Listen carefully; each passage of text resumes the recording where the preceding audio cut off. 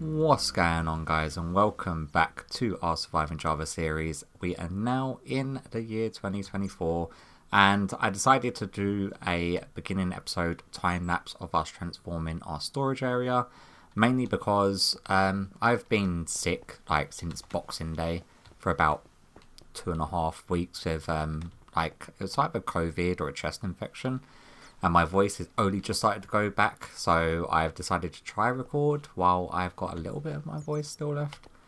And I wanted to get as much as this sort of done in that sort of break that I had from uni work. So yeah, it was a little bit annoying when the only time I managed to get off is the time that I managed to get sick. But nevertheless, I had a decent Christmas, not so much the whole New Year's. I sort of spent it in bed, dying with a man flu sort of thing. But we've managed to get the entire storage room sort of redone in a lush jungle theme. So we got rid of all of the sort of hellscape, lava, striders, magma cubes, and we swapped up the block palette. We also blocked off all of the redstone from visible sight from the internal area.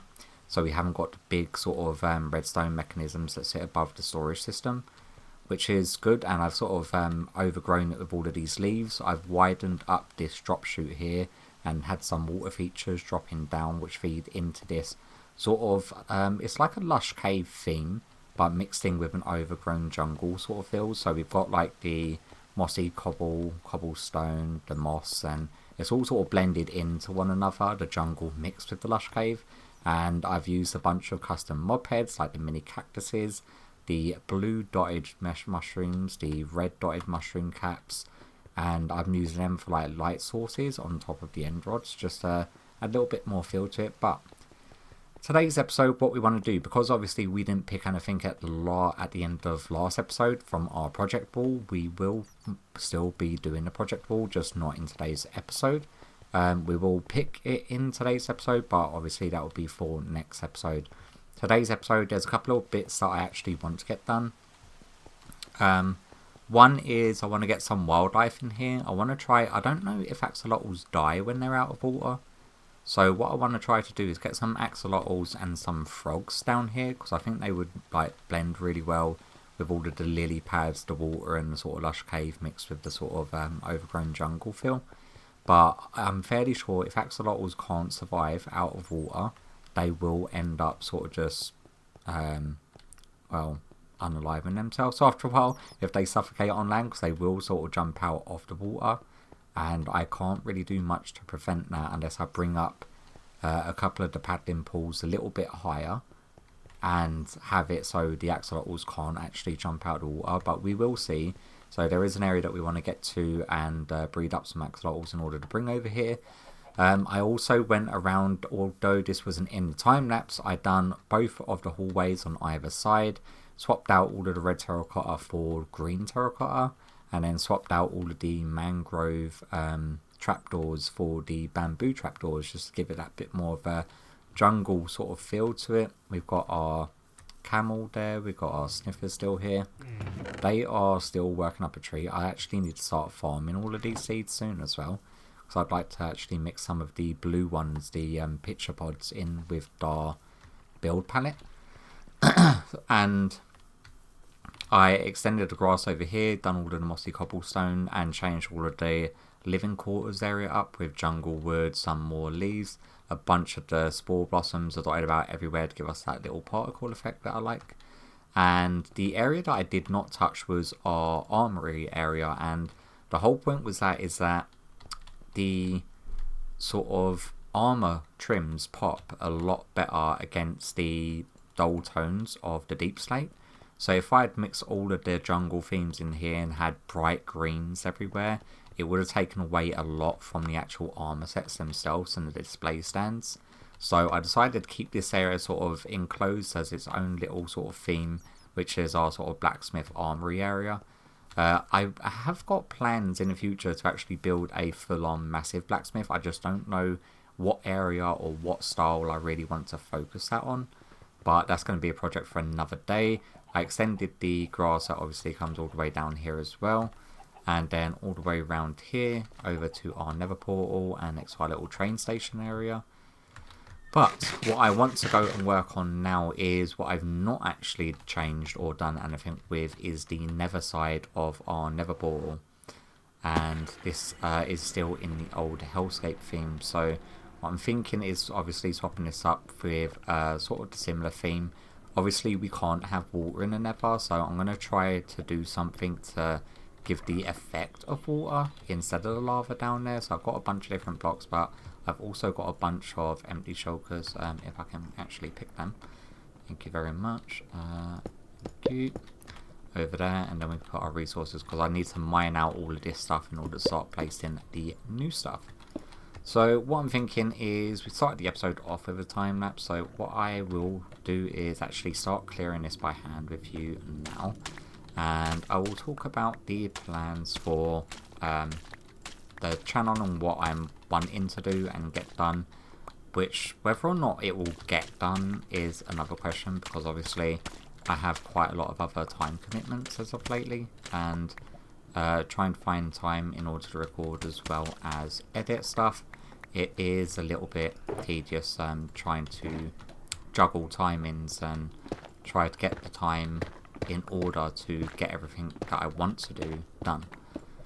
But my plan is that I've been getting a real bad itch. Like, I've started playing Ark again as well, which if you've played Ark, you know just how much of a time sink it is. By the way, you've got the remnants of where we had jungle, wood and moss here from the previous style before we went to the hellscape, which is quite amusing now that I'm having to change it all back again.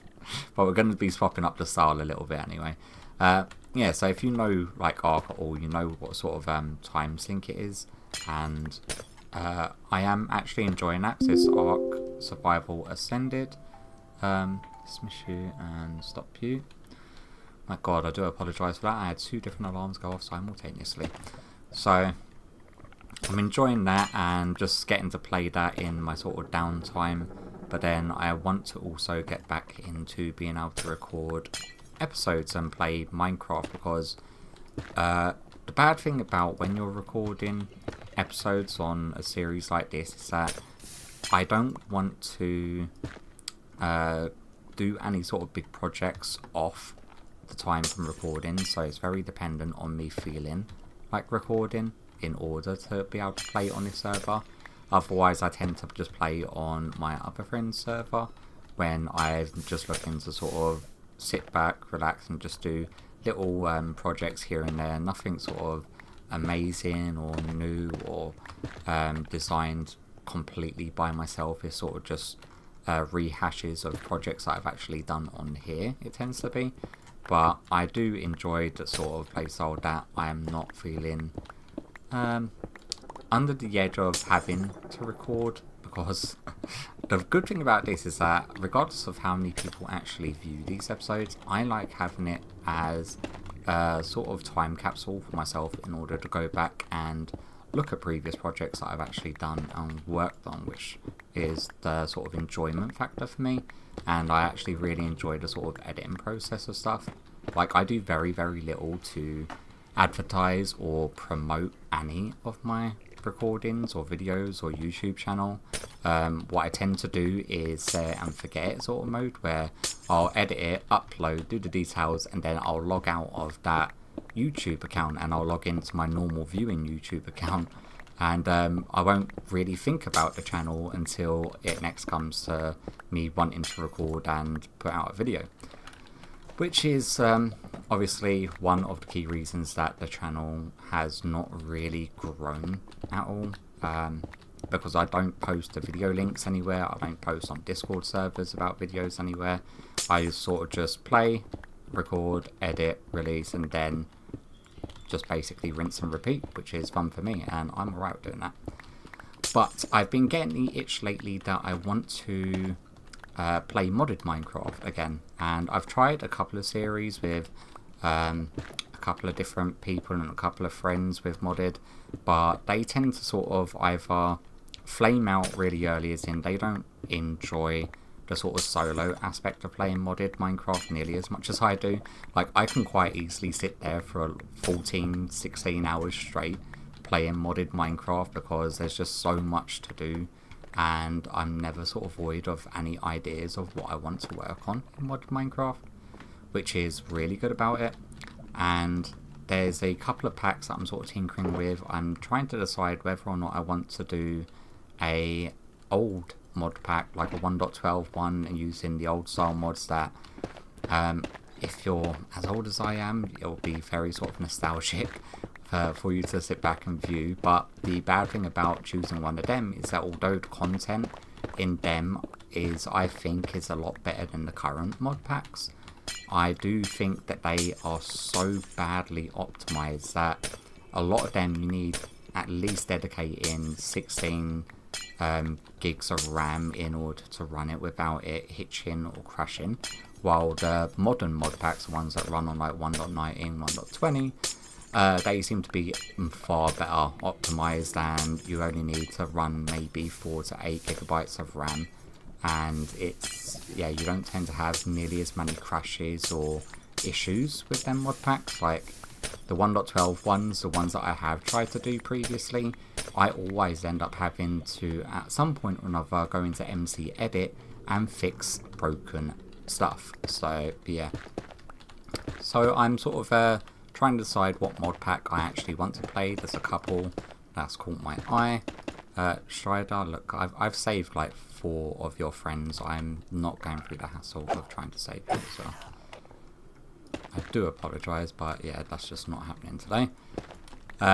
Yeah, so that is the sort of plans that I want to do. I want to do a modded series that I'm able to record sort of solo single player style, because each time I try to do a sort of multiplayer style, I'm sort of relying on other people being able to get on when I'm able to get on and progress at the speed that I'm progressing, in order for me to actually progress within the mod pack. So I think playing a single player style one is probably going to be, oh dude, come on, it's probably going to be the best shout for me. But that's just my own personal thoughts. Now what I'm going to do is jump into a time lapse now of me clearing the rest of this out and sort of putting in the blocks, because we're about 10 minutes into the episode now and I've not really done much apart from talk. So yes, I will catch you back after this little time lapse.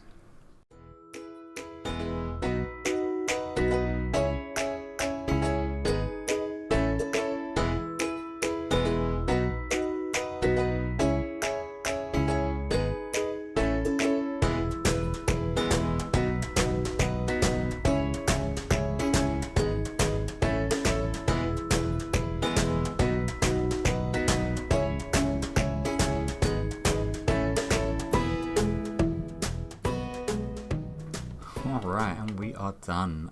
It's actually pretty similar to how it was before we went with the hellscape. I forgot that we have to use azalea leaves because the other leaves just are like trash in another. They just go like this sort of browny colour that the grass goes. But we've done like a fog effect floor for a sort of water stream that sort of cuts through. And I do actually want to get some frogs underneath there just to add a little bit more wildlife and more sort of lush cave feel to it. But that is that section now done. No longer the hellscape, so the transition going from our nether tunnel into our base isn't too extreme, let's say. But we do actually have to try to pick all of these up without them falling into the fire, because I managed to lose one of them the other day by that happening. And pick you up, and then we need to throw all of these other boxes into our sorting system in order to be sorted. God, how much I love this sorting system. It's like I can just grab a bunch of resources, do a project, come back, throw it all into the system, and then just sort of like forget it, basically. Grab our fireworks. We are going to have to find a new space for... Oh no, actually I've got a space down here. Yeah, it's a lot safer down here than it is up top.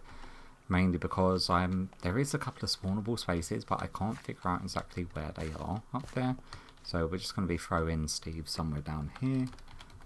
Player, Steve, and spawn please. Hello Steve. He's still holding slime balls. He's got as much of a grudge against them slimes as I have. They are still spawning as well. They are spawning up on the stairs over there. mainly. I've managed to clear most of the spawns in this area and spawn proofed all above there using carpets, but they are spawning on the staircase where we've got full blocks on the grass. And yes, it's not nearly as frequent as it was. Where am I going? I want to put this stuff in here. Thank you. Put all of these boxes in there to be sorted. You can go, you can go. Anything that we don't need immediately on us. Is it night time? It is daytime. Okay, so where we want to go is to get some axolotls. To get axolotls, we want to go here. So if we go to a temporary waypoint, and it is in this general direction. We've got like a little axolotl breeding area over here. I don't know if I've shown it in any of the videos, but it's where I go every now and again if I'm sort of semi-AFK and I'm just breeding for trying to still get the elusive blue axolotl, which I'm still yet to get, and I've bred I don't know how many of them. What I will do is lose my voice, is have a look on our stats. Let me go up high enough. Is there like a stat to see how many times you've tried to breed axolotls? Go to statistics. Interactions. Jumps. Number of deaths. Wow, 65.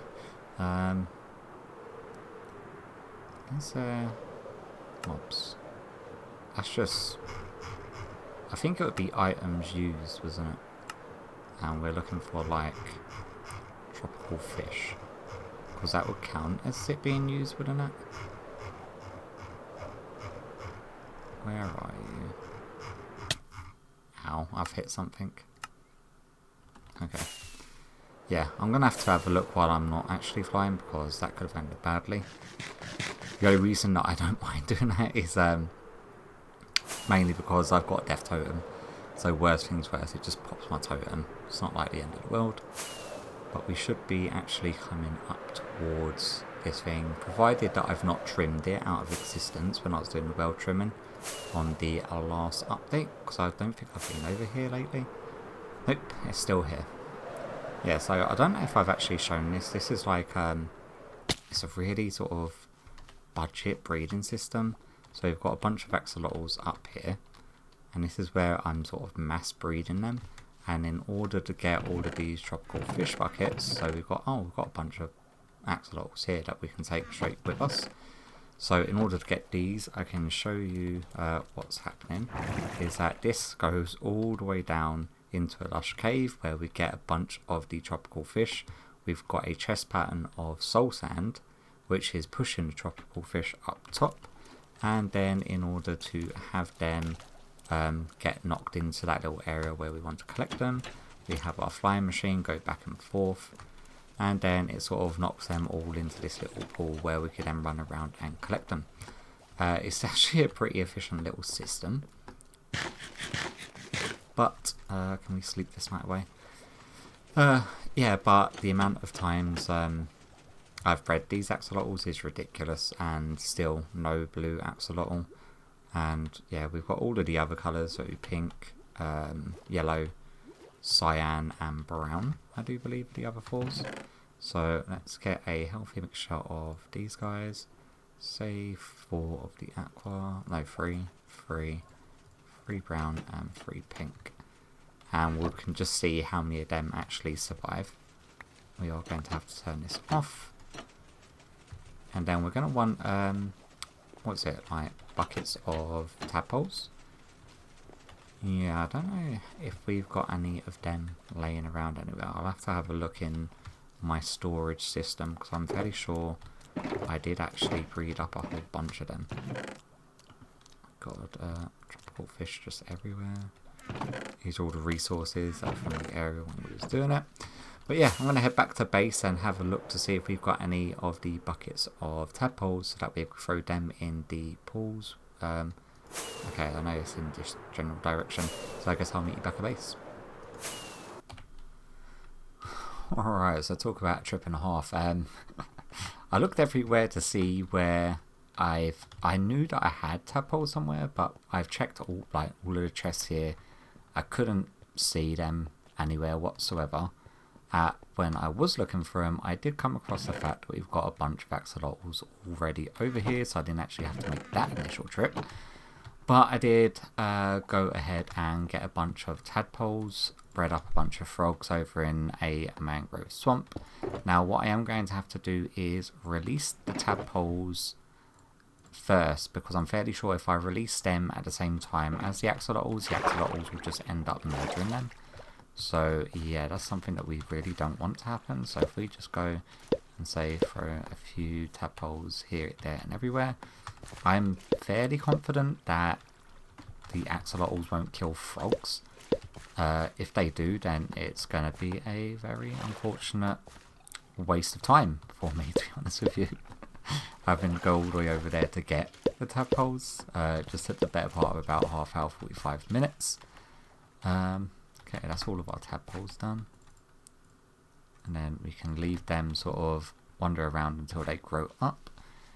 We are going to actually have to block that off soon as well. So what we can actually do, I'm also worried about, because there's actually quite a height difference, that frogs from a certain height can take damage. I'm also worried that they're going to swim up this water. So there's a couple of points that could be issues, but let me crack some fences and put them over here. Also, while we're waiting for the tadpoles to grow up, I thought it's a good time to spin our wheel to see what our next project's going to be. So if we get that on the go, and remember it's along the corridor and up the stairs, so we go along that way first of all and then that way.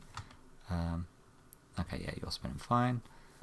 And then we want to go down here and put our fence gates just to stop the froggos from getting out. But when they finally grow up, watch me come up here and then just like be bobbing around up here.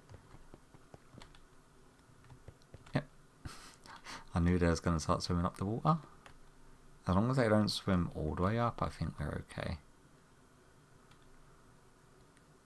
And go downstream. There you go. Go on. Go down. And we've got a couple down there in that bottom pool.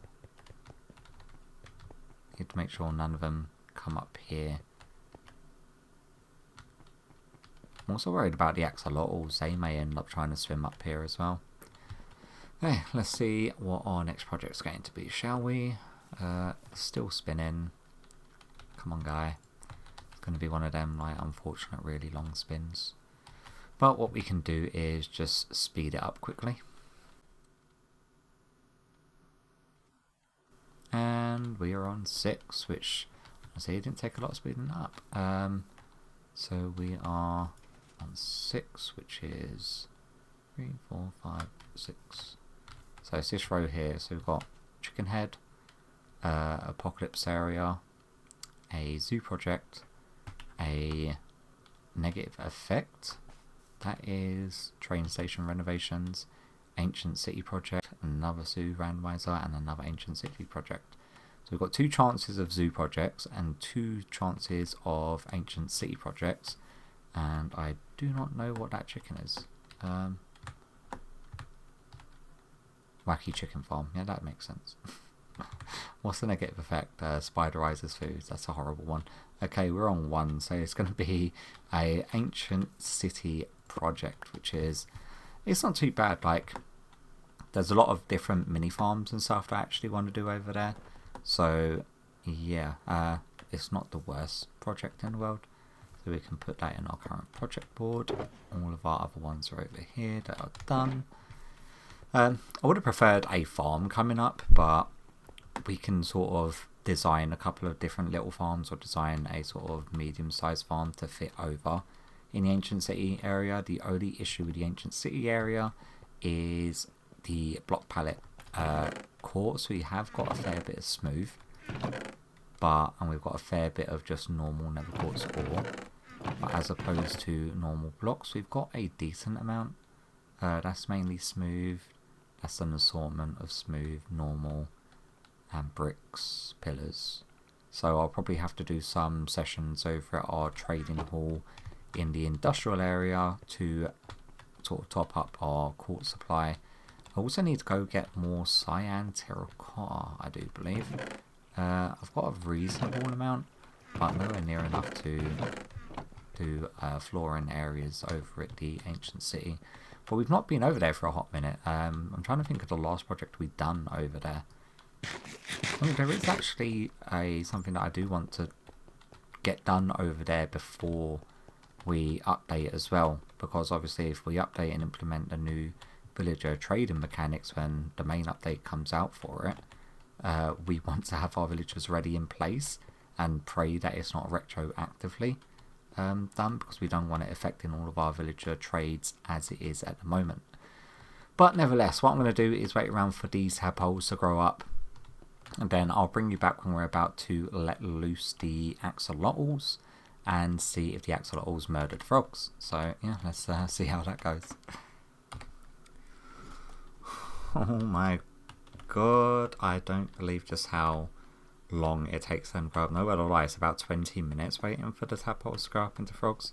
But they have all grown up. A few of them did swim up these water things, and I had to go pick them up and put them back down there. And then, yeah, so they've all grown, they're all jumping around. They also seem to be aiming for the drip leaf and the lily pads when they're jumping around as well, which I thought was pretty cool. But they are sort of moving around, but now is the worrying task of what's going to happen when I put some axolotls down there. My theory is that the axolotls will not go for the frogs, but then also the axolotls will probably end up killing themselves by swimming out of the water and not getting back to the water in time. But we're just going to have to see how it plays out. I think the best way of doing this is if we throw one out next to the frogs. Oh, it's a baby one. Hopefully the frogs don't eat it.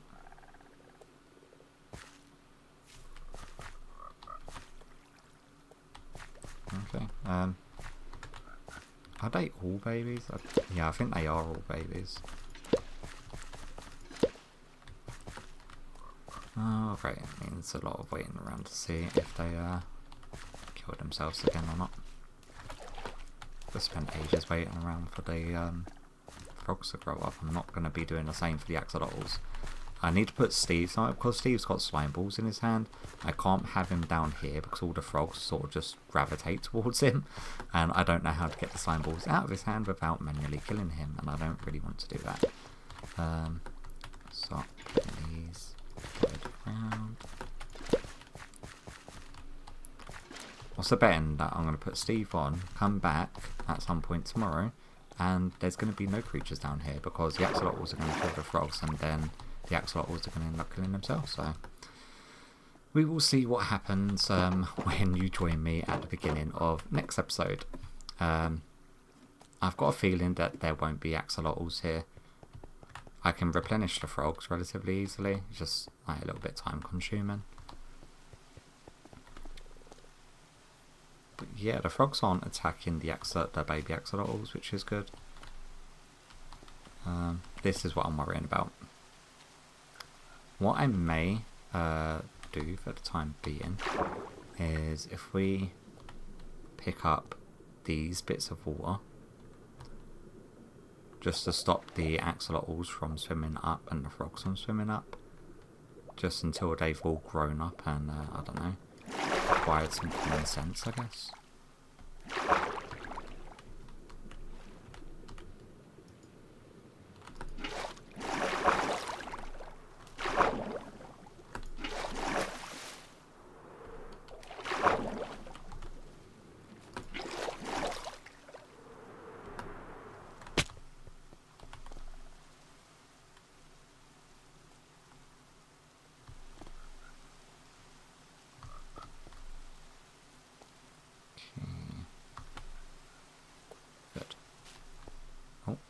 Okay, I see him jumping on drip leaf. I was wondering what that noise was.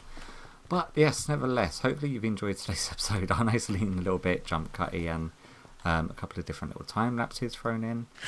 But we've got the entire main store area sort of redone. We've got our nether area redone.